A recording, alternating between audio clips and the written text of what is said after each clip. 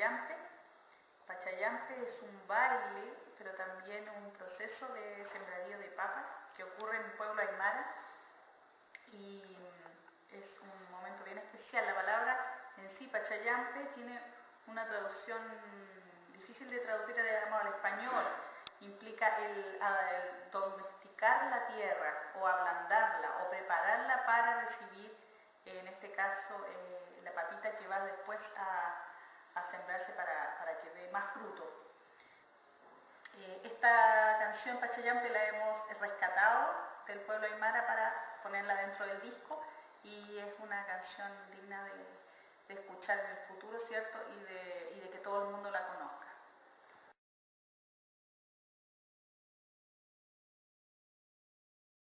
Como Cutana difundimos a través de la música porque es una manera ancestral, la música, de hacer reciprocidad, ¿cierto?, con todos los seres, la Pachamama, nuestros ancestros, y de hacer un acto comunitario, ¿cierto?, de gracia, de agradecimiento también a la Pachamama y a toda la comunidad, a todo lo que está sobre ella.